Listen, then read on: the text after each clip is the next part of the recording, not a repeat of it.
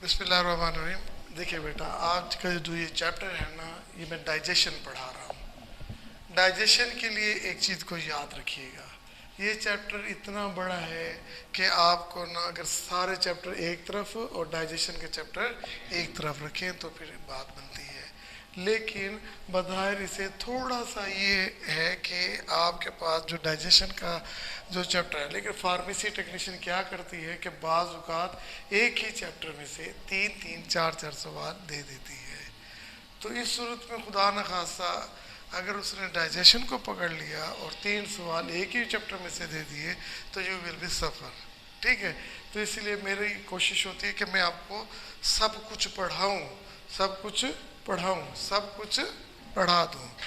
ठीक है, सब कुछ पढ़ा दूँ, ओके, ताकि आपको समझ आ जाए। तो यूँ है कि इसे ना मैं कुछ हिस्सों में डिवाइड करूँगा। ठीक है ना, पहला मैं सवाल ये करूँगा कि अनाटोमी की, डाइजेशन की अनाटोमी बताएं, डाइजेस्टिव सिस्टम की अनाटोमी बताएं, एक ये देखिएगा, ओके। फिर अगले पोर्शन में मैं बताऊँगा कि डाइजेशन किसे कहते हैं, डाइजेशन की डेफिनेशन बताऊँगा। फिर अगला पॉइंट बताऊँगा कि कम्प्लेक्स फूड, कम्प्लेक्स फूड और कम्प्लेक्स फूड और सिंपल फूड, सिंपल फूड में को डिफाइन करूँगा। Is very clear. ठीक है, फिर मैंने आपको डिस्कस करना है कि जीआईटी ट्रैक को डिवीजन करनी है। क्या करनी है, डिवीजन करनी है। देखिए लफ्ज़ एक ही है कि डाइजेशन डाइजेशन डाइजेशन, ओके। तो मैंने डाइजेशन, देखिए मैंने पहले क्या करना है कि देखिए डाइजेशन, डाइजेशन किस करती है, ओरल कैविटी में, ओरल कैविटी, ओरल कैविटी में डाइजेशन कैसे होती है, ओके। फिर इसके बाद मैंने आपको बताना है कि डाइजेशन क्या होगी, किस में होगी बेटा, स्टोमिक में क्या होगी, ठीक है। और फिर इसके बाद आपके पास होगी digestion in small intestine, small intestine, ठीक है। फिर मैंने आपको बताना है डाइजेशन इन लार्ज, लार्ज में तो होती नहीं है ना, लार्ज इंटेस्टाइन, चलिए लार्ज इंटेस्टाइन में होती नहीं है तो इसका जिक्र ही नहीं करेंगे। ये बात किसी को समझ ना आई हो तो वो बता सकता है। इस क्लियर, क्लियर, बंद कर दो इसे। अच्छा, ये बात समझ आ गई ना। तो ये बात आप ज़हन रख लीजिएगा कि सर ने बड़े आसान तरीके से मुझे बता दिया है कि हम डाइजेस्टिव सिस्टम में डाइजेशन की डेफिनेशन पढ़ेंगे, हमने ये पढ़ना है कि एनाटॉमी ऑफ डाइजेस्टिव सिस्टम पढ़ेंगे, हमने ये पढ़ना है कि digestion in the oral cavity, digestion in the stomach, digestion in the small intestine and digestion in the large intestine. Is very clear. ठीक है, क्लियर हो गया ना। तो अब मैं आपको एक चीज़ बताता हूँ, ज़रा गौर से देखना। ठीक है, आपकी फूड है, आपकी फूड यूजुअल किस किस ने नाश्ता किया है सुबह से, किस किस ने नाश्ता किया है, आपने किया है, आपने किया, आपने किया, आपने किया है। जो सुबह का नाश्ता नहीं करते वो सारा दिन डिप्रेशन में जाते हैं। ठीक है, कुछ भी हो जाए मैं नाश्ते के बगैर घर से नहीं निकलता। इसके लिए तो आपने देखिए अब डाइजेशन, आपने सुबह क्या क्या खाया बेटा, है अंडा, अंडा जब एग खाया तो आपने पराठे में थे कार्बोहाइड्रेट्स, क्या थे, कार्बोहाइड्रेट्स, आई एम राइट, ऐसे है ना। और फिर आपने क्या खाया, आपने एग खाया, प्रोटीन। अच्छा, जाहिर है कि जब एग बनाया होगा, पराठा बनाया होगा तो उसमें घी भी डाली होगी ना, तो उसमें क्या होगा, लिपिड्स होंगे या फैट्स होंगे। ठीक है, और कुछ क्या लिया आपने, है चाय ली, यानी कि मिल्क, यानी कि यानी कि आपने मिल्क लिया फूड में। चलिए हम इसे मिल्क को अभी जिक्र नहीं करते, ठीक है। मतलब वाटर भी तो लिया होगा ना, है वाटर भी लिया होगा, कोई वाइटामिन लिए, वाइटामिन लिए, क्यों, आपने कोई उस पर सब्ज मिर्च डाली होगी, नहीं डाली, नींबू डाला होगा, नहीं। बहरहाल वाइटामिन, जो फैट आपने एग खाया ना उसमें फैट सॉल्युबल वाइटामिन थे। ठीक है ना, कोई साग सब्जी खाई होगी, चने खाए होंगे, तो उनमें भी कोई ना कोई सलाद वगैरह कोई खाई होगी, फ्रूट नहीं खाया, नहीं खाया, चले फ्रूट खाया तो आपने वाइटामिन देखे, आपके फूड में वाइटामिन की कमी थी सुबह, ठीक है। और आपने क्या लिया, मिनरल्स, क्या लिए, मिनरल से क्या मुराद है, हाँ जी क्या मुराद है मिनरल से, हाँ क्या मिनरल्स क्या होते हैं भैया, भाई इसमें नमक डाला होगा, तो नमक डाला आपने, ठीक है, वो मिनरल्स थे, तो मिनरल्स आपने इस्तेमाल कर लिए, मिनरल्स आपने इस्तेमाल किए, तो वो क्या थे, मिनरल्स, ओके। आपको आपने कार्बोहाइड्रेट किस लिए इस्तेमाल की, ताकि आपको एनर्जी मिले, ताकि आपको एनर्जी मिले, मैंने भी नाश्ता किया, मुझे एनर्जी चाहिए है ना, तो प्रोटीन मुझे एनर्जी मिले, लिपिड से भी मुझे एनर्जी मिलेगी, वाटर एनर्जी नहीं देगा, वाइटामिन एनर्जी नहीं, मिनरल्स, लेकिन ये चीज़ें जो है ना, ये तीन, ये बज़ाहिर तो एनर्जी, लेकिन इसके बगैर एनर्जी मिल ही नहीं सकती, तो ये बहुत एसेंशियल्स हैं, वाइटामिन हैं, ये कोएंजाइम्स हैं, और ये मिनरल्स ये भी कोएंजाइम्स हैं, तो इनके बगैर आप एनर्जी हासिल नहीं कर सकते, वाटर के बगैर रिएक्शंस नहीं हो सकते, जिंदगी नहीं है वाटर के बगैर, आपके सेल में सबसे ज़्यादा है ही वाटर, ठीक है, तो ओके। तो अब आप मुझे कहें कि मैंने कहा इन्होंने कार्बोहाइड्रेट्स खाई तो कोई ना कोई एनर्जी मिली, तो कार्बोहाइड्रेट ये जो कुछ भी होगा, ये जो कुछ भी होगा कहाँ पे होगा, सेल के अंदर होगा, कहाँ पे होगा भैया, सेल के अंदर होगा, सेल के अंदर क्या होगा है, मेटाबॉलिज्म होगी, क्या होगी, मेटाबॉलिज्म होगी, क्या होगी, मेटाबॉलिज्म होगी, जब मेटाबॉलिज्म होगी तो क्या पैदा होती है, एनर्जी। देखिए भैया आपके पास वुड पड़ी है, वुड पड़ी है, उसमें से एनर्जी नहीं निकल रही, लेकिन जैसे उसको आग लगाएंगे आपको एनर्जी मिलेगी, आपको एनर्जी मिलेगी, तो ये देखिए ये आपके पास वुड है, क्या है मेरे बच्चे, वुड है, वुड से आपको क्या मिलेगी, एनर्जी मिलेगी, ओके, एनर्जी मिलेगी, ओके, समझ आई कि नहीं आई। अब इसी तरह देखिए हर चीज़ को एनर्जी चाहिए, मैं जो ये एक्टिविटीज़ कर रहा हूँ मुझको एनर्जी चाहिए, इस वक्त ज़्यादा एनर्जी कौन यूज़ कर रहा है, मैं कर रहा हूँ, आप कर रहे हैं, मैं कर रहा हूँ, क्यों कि मैं एक तो स्टैंडिंग पोजीशन में हूँ, दूसरा बोल रहा हूँ, तीसरा अपना दिमाग है, तो मेरे माइंड जो है वो आपको समझाने की कोशिश कर रहा है, तो मेटाबॉलिक एक्टिविटी मेरे अंदर ज़्यादा होगी, आपके अंदर ज़्यादा होगी, मेरे अंदर, तो मेटाबॉलिज्म में क्या होता है, एनर्जी प्रोड्यूस होती है। अब देखिए अब ये लकड़ी जली, लकड़ी का वजूद ख़त्म होगा, एनर्जी प्रोड्यूस होगी, राख पैदा होगी ना, वेस्ट प्रोडक्ट भी पैदा होंगे, एनर्जी भी पैदा होगी, ओके, भाई कार्बन डाइऑक्साइड पैदा हो रही है, कार्बन डाइऑक्साइड आपके लिए डेंजरस है, ठीक है ना, तो इसी तरह जब आप फूड लेंगे तो फूड की डाइजेशन होगी, मेटाबॉलिज्म होगी, और सेल तो बहुत, और ये सब कुछ किसके अंदर होगा, सेल के अंदर, स्पेशली लीवर के सेल के अंदर, लेकिन सेल तो इतना छोटा है, उसके लिए कार्बोहाइड्रेट, उसके लिए प्रोटीन, उसके लिए लिपिड्स, तो बहुत बड़े मॉलिक्यूल है, मैक्रो मॉलिक्यूल्स हैं, कौन से मॉलिक्यूल है, मैक्रो मॉलिक्यूल हुआ, तो अब इसका मतलब है एक चीज़ जब सेल के अंदर जाएगी नहीं तो क्या वहाँ पे मेटाबॉलिज्म होगी, क्या वहाँ पे केमिकल रिएक्शन होंगे, तो ये रिएक्शन क्योंकि लिविंग थिंग्स के अंदर हो रहे तो बायोकेमिकल रिएक्शन कह सकता हूँ, बायोकेमिकल रिएक्शन नहीं होंगे और एनर्जी भी नहीं पैदा होगी, तो हमने क्या करना है, देखिए मेरे पास एक दरवाज़ा है, यहाँ एक एलिफेंट को मैंने दाखिल करना है, क्या आप एलिफेंट को दरवाजे से लेके आ सकते हैं, आप ला सकते हैं, आप ला सकते हैं, आप, मैं ला सकता हूँ, मैंने कहा हाथी को अंदर ले आओ, आपने, मैंने उसे काट के लेके आ गया, मैंने उसकी सूंड काट दी, गर्दन काट दी, टांगे काट के अंदर लेके आ गया, तो ये तो नहीं कहा था कि जिंदा लेके आओ।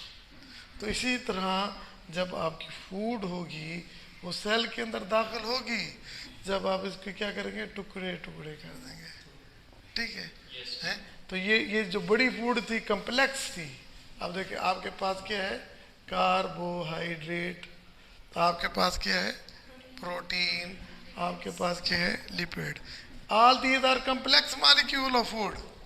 These are very large. They should be become simple. आप इसे सिंपल करेंगे, इसे सिंपल करेंगे, इसे सिंपल करेंगे, ठीक है। और जो सिंपल होगी तो किसके केमल से होगी? डाइजेशन केमल से। किस केमल से होगी? डाइजेशन केमल से होगी। तो ये सिंपल मॉलिक्यूल में कन्वर्ट होगा तो हम कहते हैं ग्लूकोज में कन्वर्ट हो जाएगा। तो ये प्रोटीन किस में कन्वर्ट हो जाएगी? अमाइनो एसिड के साथ। लिपिड किस में हो जाएगी? Fatty acid. क्लियर हो गया भाई? अब ये लफ्ज तो सुने हुए हैं आपने, glucose, amino acid, fatty acid. अगर आप दीवार को तोड़ेंगे तो उसके अंदर क्या निकलेगी? ईंटें। अगर आप कार्बोहाइड्रेट को तोड़ेंगे तो क्या निकलेगा? ग्लूकोज। अगर फिर प्रोटीन को, और अगर हम लिपिड्स को करेंगे तो क्या? हाँ, तो भाई क्या है, यहाँ पे हम तोड़ने का लफ्ज नहीं करेंगे, हम कहेंगे जब ये डाइजेस्ट हो जाएगी तो क्या हो जाएगा? ये सिंपल। अब ये कौन से फूड के मॉलिक्यूल्स हैं? सिंपल है। क्या है? सिंपल है। ओके, अल्लाह पाक ने हमारे जिस्म को ऐसा बनाया है कि ये सिंपल हैं, लेकिन ये आपस में इंटरचेंजेबल भी है। अंदर जाकर दोबारा एक दूसरे में इंटरचेंज हो जाते हैं।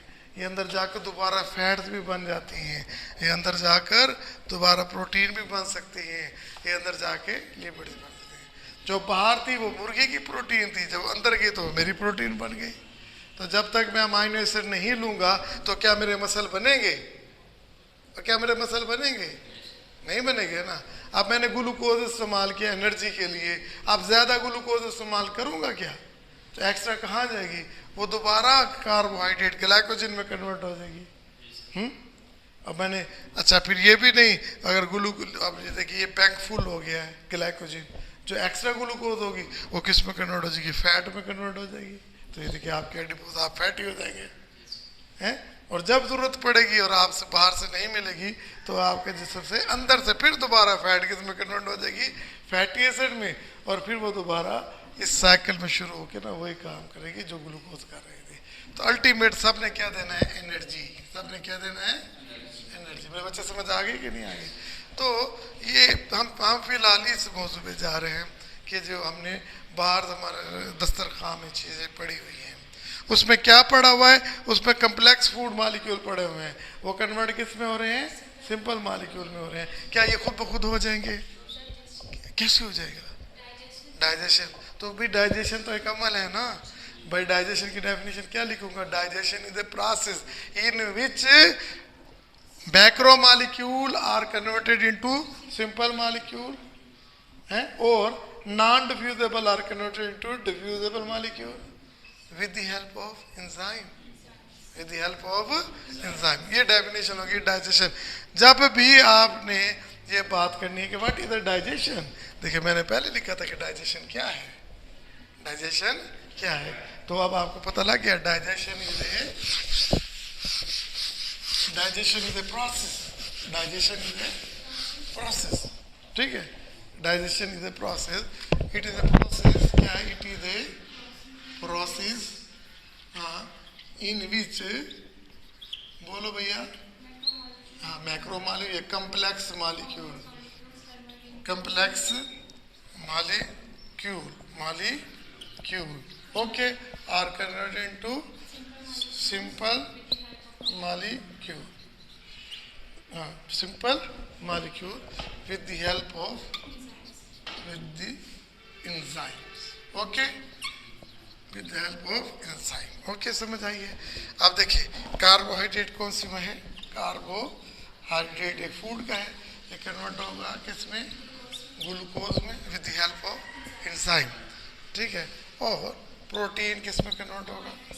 प्रोटीन अमाइनो एसिड में with the help of enzyme. Fat किस में होंगे? Fatty acid with the help of enzyme. Okay, very clear. तो अब हमें ये भी मालूम होना चाहिए कि ये एंजाइम्स कहाँ से आते हैं। आपने सुबह एंजाइम लिए हैं? एंजाइम किस दरख्त में उगते हैं? वो एंजाइम आपने लिए है डॉक्टर साहब, आप कभी कहे दुकानदार भाई 1 किलो एंजाइम दे दे भाई, कभी आपकी वालदा ने कहा जाओ ये एंजाइम ले आओ, कहा है कभी? तो मुझे तो आज तक किसी ने कहा जी 1 किलो एंजाइम ले आओ, आप आज हम एंजाइम पकाएंगे। ऐसे आप पकाती हैं, बच्चों को खिलाती हैं एंजाइम? आज हम एंजाइम खिलाएंगे, कभी कहा है? पता नहीं, छोड़े, आपने कहा है कभी चलो आज एंजाइम की डिश बनाते हैं? नहीं कहा। ओके भैया, याद रख लो कि एंजाइम्स जो होते हैं ना, these are organic compound produced within our body, and they are catalyst and they are biocatalyst। Catalyst क्या होते हैं? एक ऐसी चीज होती है, ए कन्वर्ट होती है बी में, ये रिएक्टेंट और ये प्रोडक्ट है। चले घी है, ये ऑयल लेते हैं और ये वनस्पति घी बन जाती है। ये क्या बन जाता है? घी बन जाता है। ओके, इसके अंदर हमने क्या डालना होता है? हाइड्रोजन। क्या डालना होता है? हाइड्रोजन। पढ़ा था ना फिजिक्स में, हाइड्रोजनेशन पढ़ा था। तो ये अमल हो नहीं सकता जब तक हम इसके अंदर निकल, प्लाटिनम और ब्लाडिनम ना डालें, कैडमियम ना डालें। ओके, ये इस रिएक्शन में हिस्सा नहीं लेते, ये यूज ही नहीं होते ये लेकिन अगर ये ना हो तो ये घी बनता ही नहीं है। जी जितना डालेंगे उतना निकाल देंगे। तो इसे हम कहते हैं कैटलिस्ट। ऐसी चीज को जो केमिकल रिएक्शन में हिस्सा ना ले लेकिन केमिकल रिएक्शन को तेज कर दे, उसको हम क्या बोलते हैं? कैटलिस्ट। तो अब बायो कैटलिस्ट एंजाइम्स क्या होंगे? Enzymes are bio catalyst. Enzymes are, okay लिख सकता हूँ ना, enzymes are bio catalyst. Enzyme क्या होते हैं? हाँ जी, bio catalyst. They do not take part in the chemical reaction. Okay, they are very specific. All are protein in nature. अब समझ आई है? Enzymes क्या होते हैं? Enzymes are biocatalyst. Okay? Yes sir. ठीक है, Enzymes are biocatalyst. ठीक है, और ठीक है, और क्या करते हैं? ये केमिकल रिएक्शन को तेज करते हैं। They are protein in nature, they are specific. आपके देखिए बोर्ड के ऊपर बल्ब का बटन है, फैन का है, आप जिसको ओपन करेंगे वो ओपन होगा या सारे चलने लग जाएंगे? हाँ, तो इसका क्या मतलब है? जो एंजाइम्स प्रोटीन की डाइजेशन के लिए होंगे वो प्रोटीन को डाइजेस्ट करेंगे, और जो कार्बोहाइड्रेट के लिए होंगे वो कार्बोहाइड्रेट को करेंगे, और जो एंजाइम्स किसके लिए स्पेसिफिक होंगे? लिपिड्स के लिए होंगे, तो वो लिपिड्स को के लिए होंगे। Okay, is I am clear? तो इसका मतलब है I should know about the enzyme which convert carbohydrate into glucose, carbohydrate into glucose. I should know a glucose, and I should know the enzyme which into amino acids, okay, and lipid into fatty acid. Okay, तुम्हें समझ आई है कि नहीं? क्या ऊपर से गुजर गए? ऊपर से गुजर गए। ओके, ऊपर से गुजर गए क्या? हैं? सुनाओ ना भाई, ऊपर से गुजर गए। हाँ जी, लिपिड किसको करती है? लिपिड के लिए लिपिड किस में कन्वर्ट होगा? फैटी एसिड में। प्रोटीन किस में कन्वर्ट होगा? अमाइनो एसिड में। कार्बोहाइड्रेट किस में होगा? हैं? कार्बोहाइड्रेट किस में? भोलू ग्लूकोज में होगा। ओके, समझ आ गई? तो अब एक सवाल ये भी होना चाहिए, ये एंजाइम्स आते कहाँ से हैं? एंजाइम आते कहाँ से हैं? भैया आपके जिस्म में अल्लाह ने जूसेस बनाए हुए हैं। क्या बनाए हुए हैं? जूसेस बनाए हुए हैं। क्या बनाए हुए हैं? जूसेस बनाए हुए हैं। तो जूसेस में क्या होता है? एंजाइम्स होता है, और भी बहुत सारी चीज़ें होती है। लेकिन मैं, आप मुझसे कहें सर, आप कहें सर मुझे बताएं, क्या बताऊं आपको? यस। और कार्बोहाइड्रेट कहाँ से आती है? कार्बोहाइड्रेट कहाँ से आती है? कार्बोहाइड्रेट ग्लूकोज से आती है। सुभान अल्लाह। और भैया कार्बोहाइड्रेट तो मेरे सामने रोटी से आती है, जो मैंने रोटी खाई, फ्रूट्स खाए, ये सोर्सेज हैं। प्रोटीन कहाँ से आती है? हाँ यू आर राइट, प्रोटीन कहाँ से आती है? अंडे, प्रोटीन, गोश्त, फिश, हाँ मिल्क, तेरे ठीक है, मिल्क में से भी आती है लेकिन थोड़ी होती है। हाँ, आपने बकरी का गोश्त खाया, गाय का खाया, मुर्गी का खाया, ये सारी क्या है भैया? ये क्या है? प्रोटीन। ओके, और अब आप बताएं, मैंने लिपिड खाई, लिपिड कहाँ से आएगी? हाँ, लिपिड कहाँ से आएगी? हाँ, घी से, घी, मक्खन, घी, चिकनाई। देखिए कितनी अच्छी बात है, देखिए वो पढ़ती भी नहीं है और फिर भी सब कुछ सुना रही है। चिकन, एक सीधी सी बात है कि मैंने मुश्किल बात कही है, सादी बात है, सादी बात से समझना है तो फिर समझाना तो मेरा हक बनता है या नहीं बनता? चलिए फिर जब कैमरा ऑफ होगा तो फिर इसे सेट करेंगे आपके। अच्छा जी, अब आपको पता लग गया, तो इसके ऊपर एक सवाल आएगा, तो एक दूसरा सवाल आता है जो सिर्फ यही होगा, ठीक है, जो एंजाइम्स होंगे ना, हैं, कहाँ से प्रोड्यूस होंगे, क्या करते हैं, वही करेंगे, कार्बोहाइड्रेट को डाइजेस्ट करेंगे, प्रोटीन को डाइजेस्ट करेंगे और लिपिड को डाइजेस्ट करेंगे। फिर इस सवाल को हम इस तरह भी तो डिस्कस कर सकते हैं, भाई इधर से कान पकड़े, इधर से पकड़े, बात समझ आ गई ना, या नहीं आई? नहीं आई तो मैं क्या करूँगा, आपके पास इस बुक में एक और सवाल आता है कि write a note on saliva, right a note on saliva. Okay, saliva किसे कहते हैं?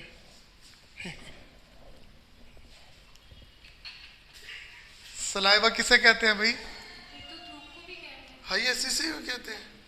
यस, जब आप किसी को खाते हुए देखते हैं तो आपके मुंह में पानी आना शुरू होता है, ऐसे है ना, ठीक है ना, तो इसे कहते हैं सलाइवा। सलाइवा और कहाँ से निकलता है? ये देखिए सलाइवा निकल रहा है जी, सुभान, पसीना होता है ये क्या होता है? पसीना होता है, कहता है सलाइवा, तेरा सलाइवा मुंह से निकल रहा है, मुंह के अंदर ये है सलाइवा, ठीक है, ये है सलाइवा। ओके, कहता है जी पसीने से निकलता है।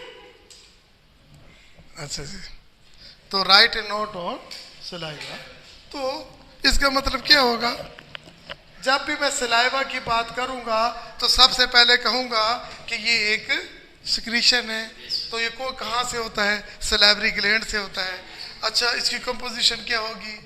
अच्छा, इसकी कंपोजिशन है, इसके फंक्शन क्या होंगे, इसके फंक्शन क्या होंगे, और यही कुछ होगा ना। तो ये तीन चीज़ें ही पढ़ूंगा कि इसकी प्रोडक्शन कौन से ग्लैंड्स, ये याद रखना, सिक्रीशन, जूसेस हमेशा कौन पैदा करते हैं? ग्लैंड्स। तो मुझे उन ग्लैंड्स का नाम आना चाहिए या नहीं आना चाहिए? तो वो जो ग्लैंड्स, जो अगर सलाइवरी ग्लैंड्स के ग्लैंड्स होंगे, वो सलाइवा कहाँ पैदा होता है? मुंह में। तो ग्लैंड्स कहाँ होंगे? आंखों में होंगे, किधर में होंगे? बालों में, हाँ मुंह में। और मुंह को इंग्लिश में क्या कहते हैं? Oral cavity, oral cavity. तो ओरल कैविटी में आपके सलाइवरी ग्लैंड्स होंगे, 1 2 3 4 होंगे, जो भी होंगे क्या प्रोड्यूस करेगा भैया? सलाइवा, ठीक है। और सलाइवा की क्या पढ़ेंगे? कंपोजिशन। क्या पढ़ेंगे? कंपोजिशन। देखिए अब मेरे पास कोई चीज़ है, अब देखिए इसके ये है बहुत बार, इसकी कंपोजिशन है, कैप, इसका काम क्या होता है? एक कैप का काम लिखना होता है, भूल हुआ है, क्या करता है? कवर। कवर क्यों करते हैं? प्रोटेक्शन है ना, ताकि ड्राई ना हो जाए, ऐसे है ना। और ये पीछे इसकी ये टेल है, ये किस लिए होती है? नहीं, देखिए जी, ये इसके लिए है ताकि अगर सही इंक खत्म हो जाए तो मैं इसके को रीफिल करने के लिए। यू आर वेरी राइट, ठीक है। इसके अंदर एक फोम है, फोम जो है वो होल्ड करता है, ठीक है। और अगर इसका काम क्या होता है?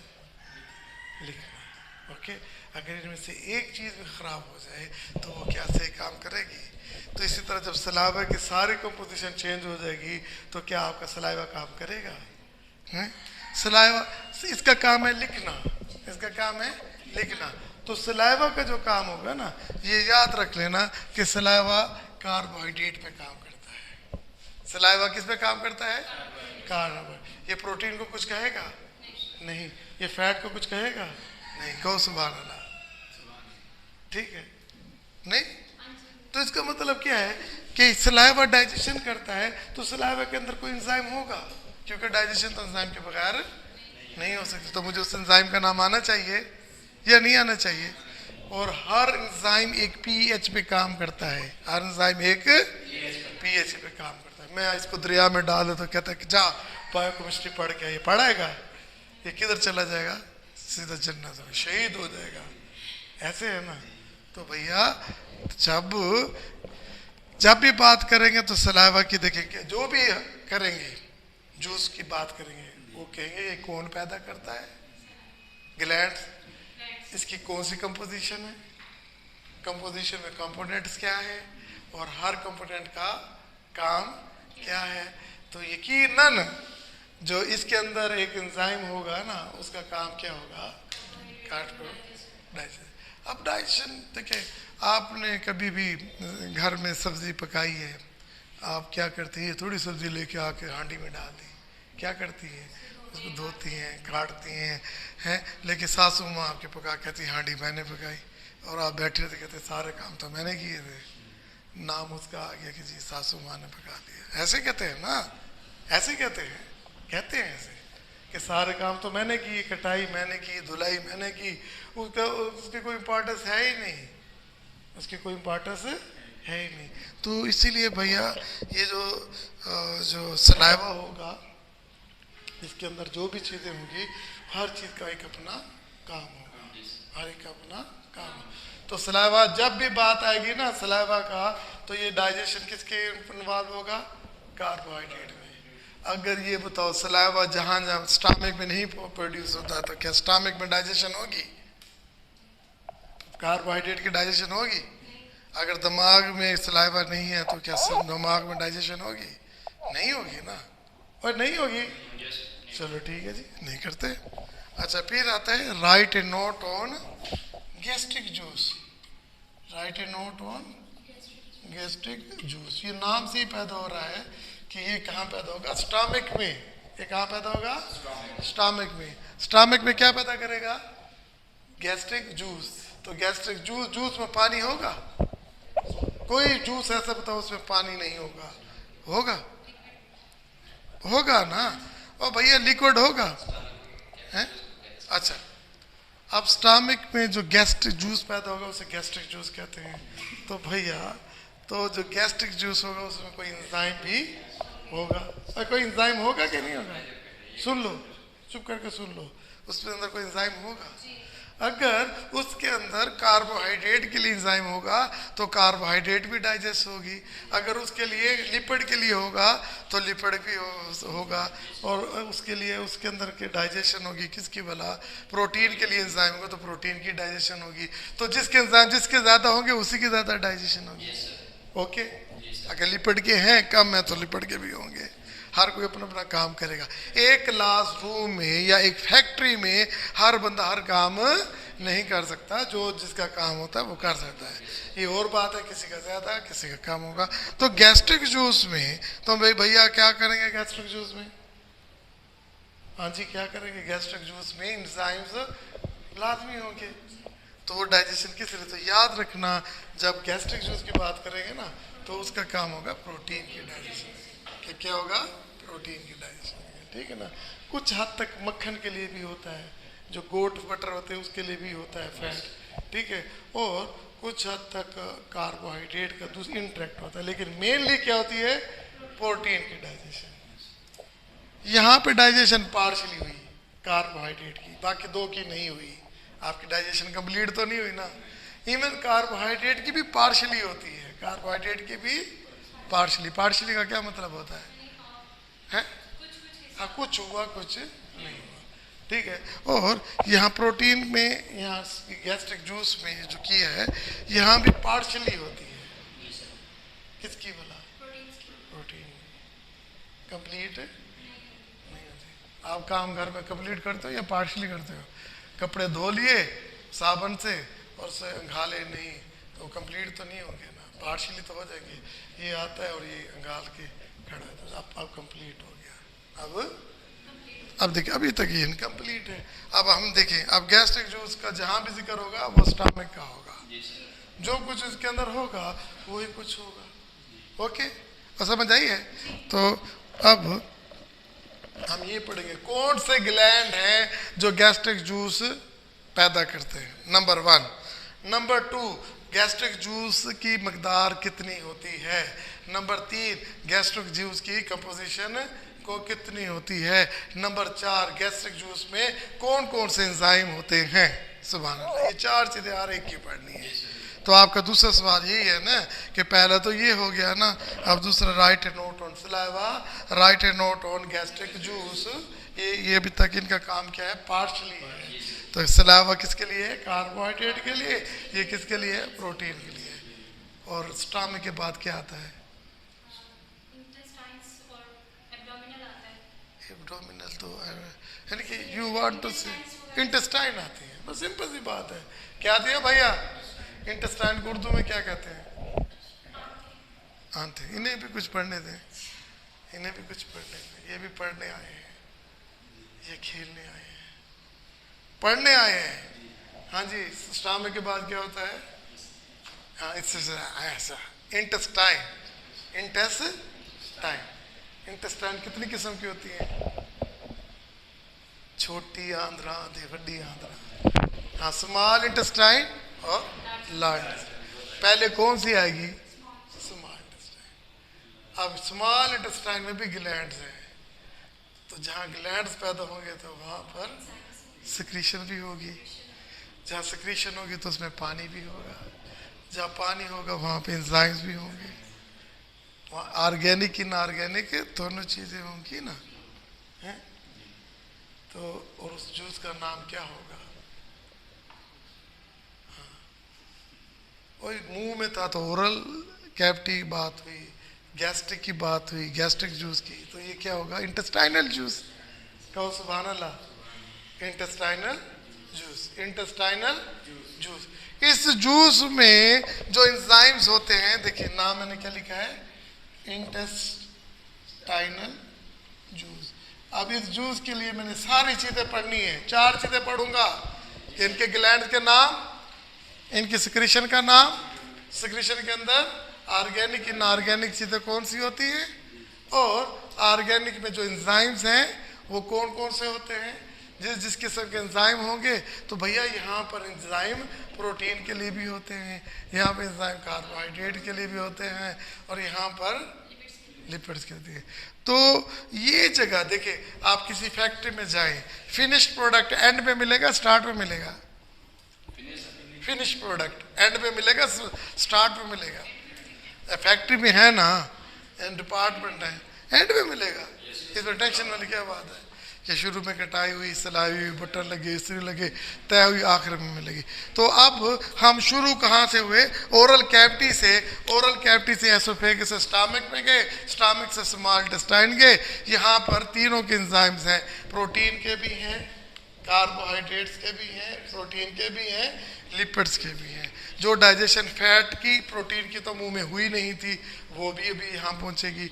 यहाँ पे स्टमक में फैट की हुई नहीं, लेकिन ऊपर पार्शली हुई थी, और वो भी अध मोए भी यहाँ पहुँचे, हाफ डाइजेस्टेड भी यहाँ पहुँचे। अब जब यहाँ इंटेस्टाइन में पहुँचेंगे तो इंटेस्टाइन में क्या होगी? डाइजेशन क्या होगी? कंप्लीट होगी या इनकम्प्लीट होगी?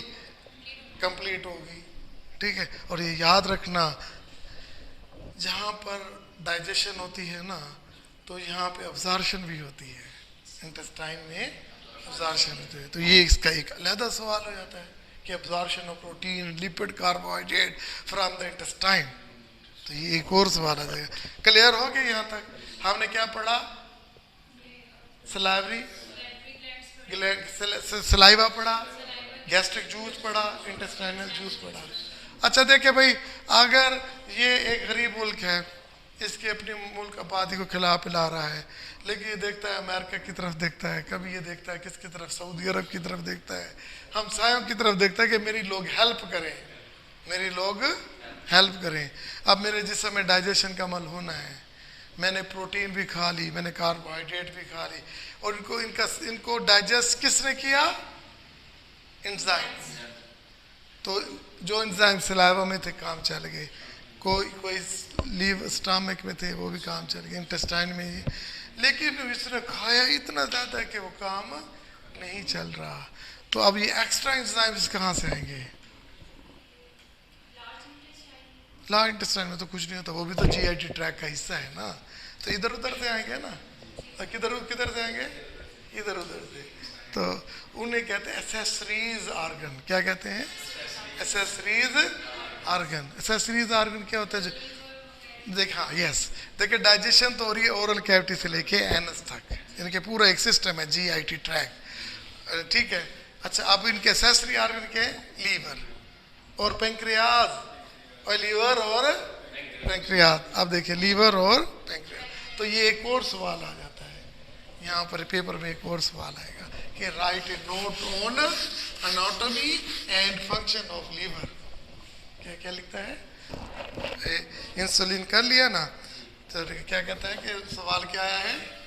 एसेसरीज ऑर्गन में राइट ए नोट ऑन, किसके ऊपर भैया?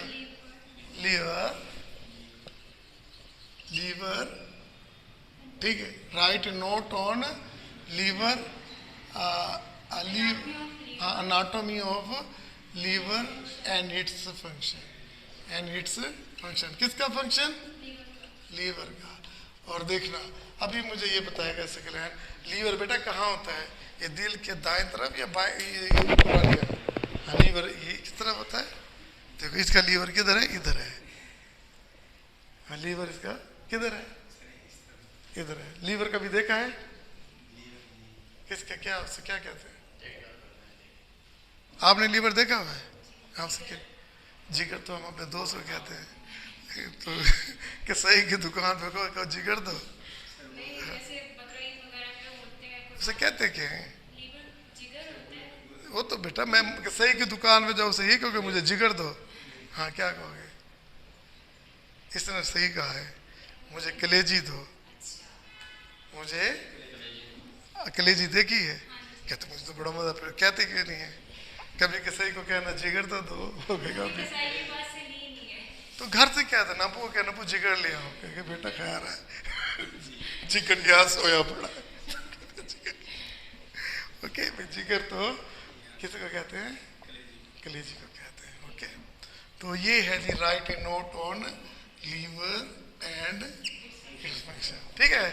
अच्छा, ये कौन सा ऑर्गन है? एसेसरी ऑर्गन है। जीआईटी ट्रैक में तो हमने ये पढ़ लिया ना, कौन कौन सा? Oral cavity, stomach, small intestine, large intestine का भी जिक्र करूंगा। अब मुझे तो एंजाइम चाहिए, मैंने बहुत ज़्यादा चीज़ें खा ली हैं, मुझे अब इसे डाइजेस्ट करने के लिए, डाइजेस्ट करने के लिए क्या मतलब है? मुझे इसे कम्प्लेक्स से सिंपल बनाने के लिए तो मुझे तो हेल्प चाहिए है। एक हेल्प कौन चाहेगा? एसेसरी ऑर्गन क्या देगा? लीवर देगा। हम इसे डिटेल से पढ़ेंगे। लीवर के 8 फंक्शन है, लीवर की एक बकायदा कंपोजिशन है, बोर्ड के पेपर में आया हुआ है, ठीक है जी। लोग कहते हैं पढ़ना बड़ा मुश्किल है, लेकिन पढ़ना बहुत। हाँ।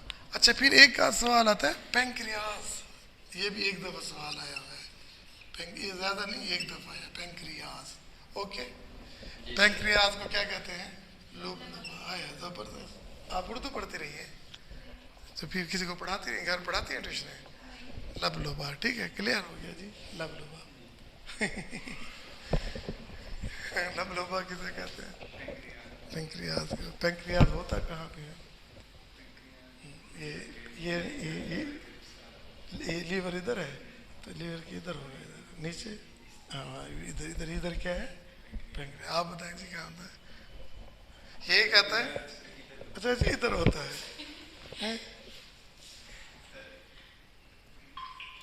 तो ये नहीं आता यार, क्या नहीं आता ना?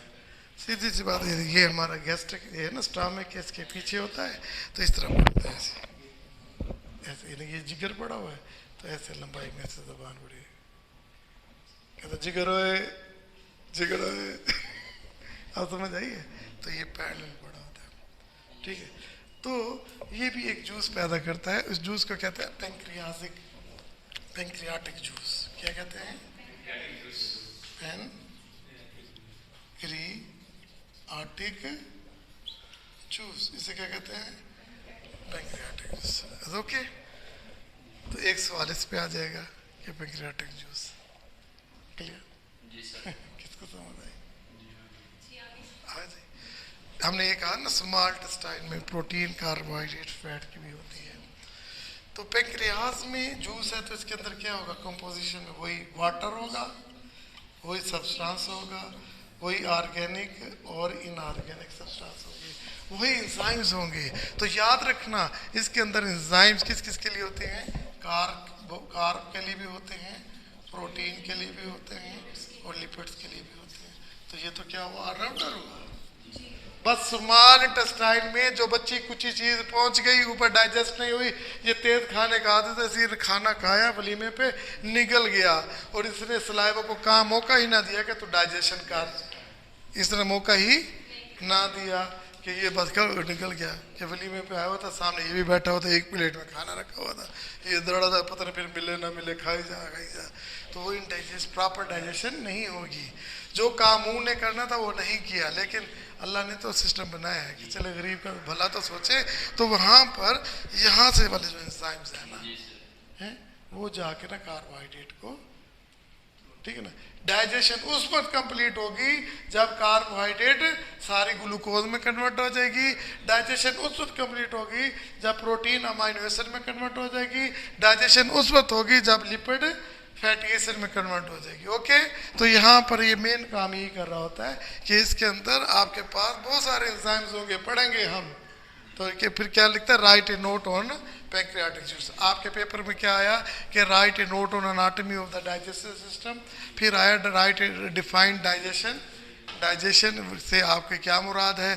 फिर लिखता है कि write A composition of saliva, write a composition of gastric juice, write a note on juice on the intestinal juice, and write a note on pancreas, and write a note on pancreatic juice. Was it clear? Is it not clear? अच्छा, फिर आगे इसी सवाल को वो ये use तरह देगा, कहता है कि write a note on digestion in oral cavity. write a note on, क्या लिखता है बेटा? write a note on, क्या सवाल लिखता है जी अगला? write a note on, write a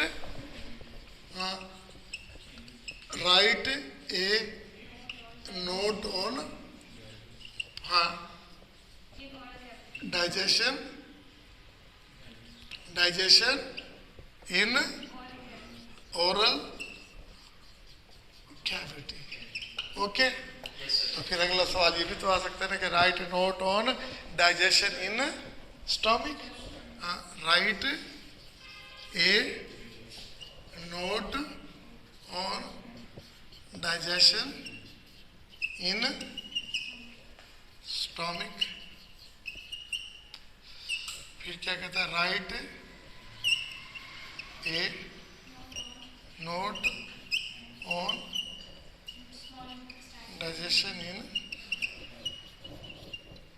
small intestine.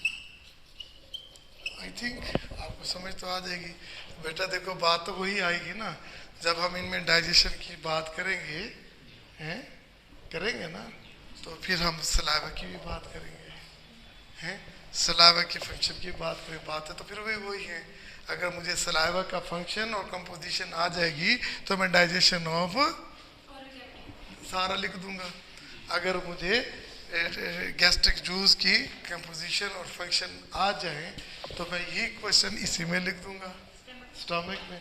अगर मेरे पास राइट ए नोट ऑन अपना डाइजेशन इन स्मॉल इंटेस्टाइन, तो मैं बेटा यहाँ पर इंटेस्टाइनल जूस और पैंक्रियाटिक जूस का साथ लिख दूंगा फंक्शन। दोनों का लिख दूंगा। इसके अलावा अब्जॉर्प्शन होती है वो हम पढ़ लेंगे। तो साथ में ये भी लिखता है कि ये पेपर में सवाल है डिस्कस, अब तो कंप्लीट हो गई ना, डिस्कस एब्जॉर्प्शन फ्रॉम, हाँ जी, स्मॉल इंटेस्टाइन, स्मॉल इंटेस्टाइन, ये दोनों इकट्ठे आए थे, डाइजेशन एंड एब्जॉर्प्शन। सिर्फ एब्जॉर्प्शन भी तो आ सकता है ना, तो हम एब्जॉर्प्शन के मैकेनिज्म पढ़ेंगे। ये भी बोर्ड के पेपर में आया हुआ है। किसको समझ नहीं आई?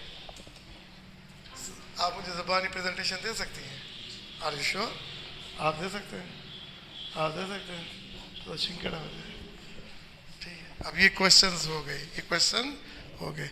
ओके, अब मैं आगे एक इसी बात को, आपने कहीं से भी मेरी बात का इख्तलाफ करना है ना तो मुझे रोक लेना कि सर समझे, मैं जितना आसान करके पढ़ा सकता था और आपको पढ़ा रहा हूँ, और आपको भी पता लग रहा है कि मैं क्या कर रहा हूँ, और आपको ये अंदाज़ा नहीं कि मैं कितनी पढ़ चुकी हूँ। पढ़ लिया, अभी तो पढ़ाऊँगा ना तो फिर और आसान हो जाएगा।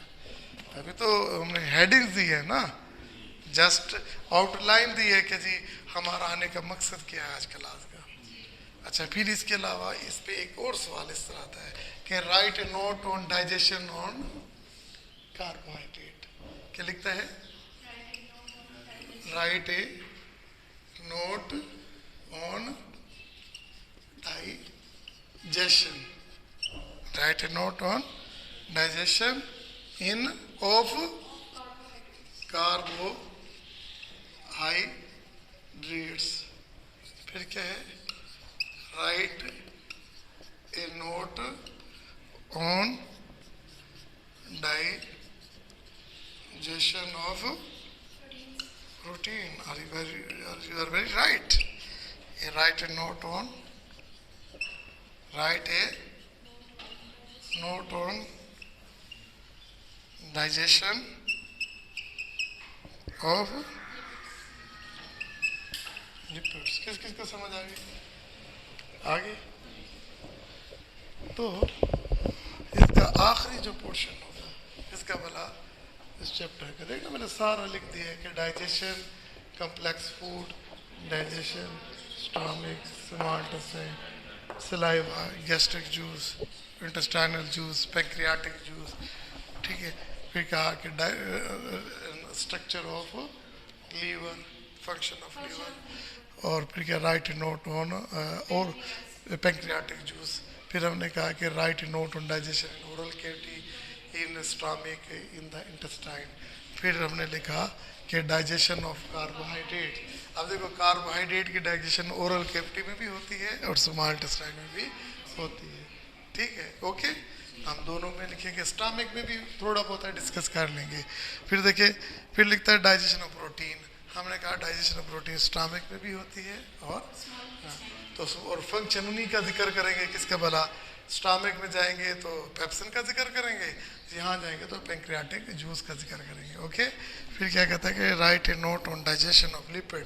तो वो कहता है कि मुंह में भी होता है, मोस्टली तो स्मॉल इंटेस्टाइन में भी होता है, और गैस्ट्रिक लिपाइज, लाइपेज वो भी होते हैं, तो थोड़ा बहुत जिक्र है तो यहाँ से करेंगे। ठीक है, तो इसकी एब्जॉर्प्शन पे नोट आता है। ठीक है, फिर ये हमने ये सारा पढ़ लिया। ओके, अच्छा, अब आप ज़रा गौर से देखें, बता दूँ।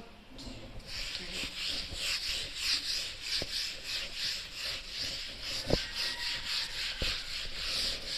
इतनी स्पीड से पहले पढ़ा कहीं आप? समझ तो आ गई ना आपको? ये एफएफसी में भी सारी चीज़ें दी हुई। मुझे तो बचपन का पढ़ा हुआ सबक याद है जो मेरे उस्ताद ने मुझे ठीक है, एक ही माने, मुझे मेरे उस्ताद ने जो बचपन में पढ़ाया मुझे वो भी याद है कि वो किस तरह पढ़ाते थे। जैसे ऐसे समझ के पढ़ा होगा वो याद है, वो सारी चीजें याद है, जो ऐसे ऐसे ऊपर से गुजर गई। चलो, कोई मैटर नहीं। अब नेक्स्ट जो इस चैप्टर का जो टॉपिक है, can you tell me my gastrointestinal tract from where it start? ये GIT ट्रैक्ट कहाँ से शुरू होता है? यस, और एंड कहाँ होता है? आप बताएं, आप बताएं। एनस पे। देखिए जी, ये एक ट्रैक है डाइजेशन। आपने बताया पुडिंग, थोड़ी देर पहले आपने पुडिंग बताया। जी जी बिल्कुल। देखिए नाम है, ओरल कैविटी है, एसोफेगस है, स्टमक है, ला स्मॉल इंटेस्टाइन है, लार्ज इंटेस्टाइन है, रेक्टम है, एनस है। नहीं नहीं, नाम याद है। पहला क्या है? Oral cavity. दूसरा क्या है? एसोफेगस। तीसरा क्या है? स्टमक। तीसरा क्या है? चौथा क्या है? Small intestine. फिर क्या है? Large intestine. फिर क्या है? रेक्टम। और फिर एनस। नहीं यार, याद हो गया? नहीं हो गया ना? तो आप ये समझते हैं कि आपका जीआईटी ट्रैक सुकून से एक जगह से खड़ा है या वैसे मूव करता है?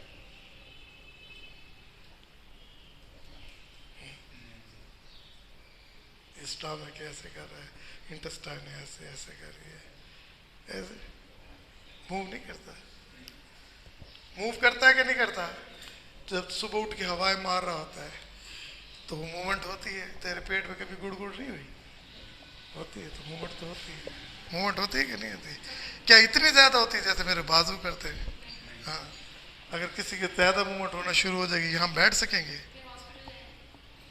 ठीक है जी, डायरिया हो जाएगा, हॉस्पिटल जाएंगे, वरना यहाँ इतनी स्मेल हो जाएगी कि हमें बाहर जाना पड़ेगा। ओके है ना? तो ये मूवमेंट्स होती है। तो आपका, अगर आपका एक्सटर्नल आपसे नाराज है या आपको माँ बाप की दुआ नहीं है, तो उसने इस चैप्टर का ये सवाल उठा के दे दिया ना, तो आपकी खैर नहीं है। वो कहता है कि write a note on movement of stomach, write a note on movement of small intestine, write a note on movement of peristalsis movement. What are peristalsis movement? क्या है? What are peristalsis movement? Okay. और क्या? Movement in the stomach, movement in the large intestine, movement in the stomach। हाँ, और इससे पहले movement in the small intestine। It is all about your chapter. और ये 40-50 सफ़े हैं, और इसमें से कोई चीज़ ऐसी नहीं जो मैंने छोड़ी है। समरी बताइए, अभी हम डिटेल के साथ पढ़ेंगे, लेकिन आपको ये बता दिया है कि अगर किसी को saliva, gastric juice, pancreatic juice ये आ जाए, बाकी सब कुछ आ जाता है, क्योंकि आपने ओरल कैविटी में क्या है? सलाइवा है, डाइजेशन का जवाब ही वही है ऐसे है ना? स्मॉल इंटेस्टाइन में डाइजेशन ऑफ प्रोटीन है, कार्बोहाइड्रेट। अगर वो पूछता है, अगर सिर्फ कार्बोहाइड्रेट का पूछता है, तो हम कहेंगे कि digestion in stomach, oral cavity, digestion in the small intestine. अगर प्रोटीन का कहता है, इन मुंह में कुछ यही चीज़ है, स्टमक में कुछ हो रहा है, स्मॉल इंटेस्टाइन में हो रहा है, और कौन सी चीज़ हेल्प करिए वही लिखेंगे। तो बिल्कुल एक जैसा है। तो ऐसे बच्चों को खौफजदा किया जाता है। तो इसे आपने, बहुत लेंथी है लेकिन सबसे ज़्यादा आसान है। इंशाल्लाह अगर मैं पढ़ने खड़ा हूँगा तो मैं आपको ये साल पहले पढ़ाया था, साल बाद पढ़ा रहा हूँ, आपको ज़ुबानी पढ़ाऊँगा। लेकिन चीज़ ये समझना, इसे बंद कर दे, बाकी इंशाल्लाह डिटेल के साथ हम पढ़ते हैं।